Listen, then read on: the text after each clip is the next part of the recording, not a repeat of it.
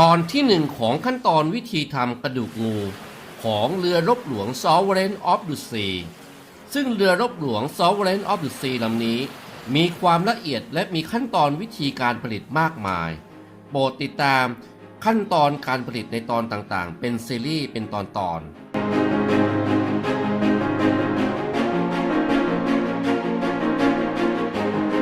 สวัสดีครับผมชเวงโรจน์เจริญสุกเกษมหรือในแบรนด์ของชเวงชิปโมเดลเพื่อไม่ให้เสียเวลาไปชมเนื้อหาขั้นตอนการผลิตกันเลยและอย่าเพิ่งปิดคลิปไปไหนเพราะช่วงท้ายคลิปจะมีรูปแบบเรือสวยๆที่มีความอลังการมาให้ชมกันฝากกดถูกใจกดติดตามกดกระดิ่งหากคลิปมีประโยชน์สามารถสมทบทุนได้โดยกดตรงนี้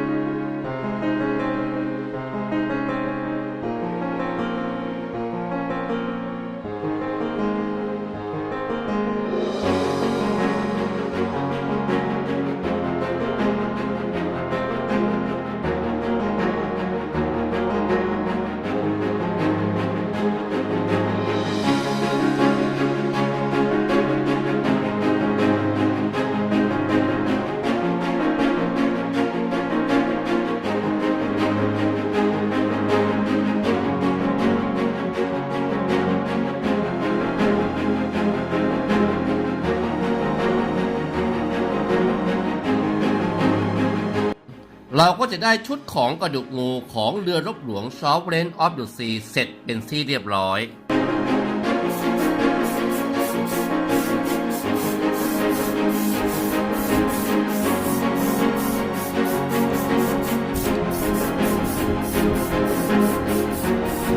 คลิปถัดไปจะเป็นตอนที่ 2 มาติดตามชมขั้นตอนวิธีทำโครงสร้างเรือหรือกงเรือของเรือรบหลวง Sovereign of the Sea มาถึงช่วงท้ายคลิปกันแล้วขอแนะนำรูปแบบเรือสวยๆที่มีความยิ่งใหญ่อลังการงานสร้างที่เป็นเรือจากทุกประเทศทั่วโลกโดยการคัดสรรนำแบบเรือที่มีชื่อเสียงมีเกียรติประวัติที่ดีที่สุดของแต่ละประเทศมามอบให้กับท่านผู้ชมที่ชื่นชอบงานเรือโบราณโดยทาง Chweng Ship Model มีรูปแบบเรือที่สุดอลังการกว่า100รูปแบบเรือที่ทางทีมงานของ Chweng Ship Model สามารถผลิตตามต้นแบบด้วยความละเอียดปานนีตถูกต้องได้สัดส่วนเสมือนเรือจริงๆทุกประการโดยการควบคุมดูแลการผลิตจากครูช่างอย่าง Chweng Ship Model ทุกขั้นตอนหากท่านผู้ชมสนใจในงานเรือโบราณสามารถติดต่อได้ตามเบอร์ 089-991-2901 ได้เลยนะครับฝากกดถูกใจกดติดตามกดกระดิ่งหากคลิปมีประโยชน์สามารถสมทบทุนได้โดยกดตรงนี้เพื่อเป็นพลังกำลังใจในการทำคลิปในคลิปถัดๆไปขอบคุณมากครับสวัสดีครับ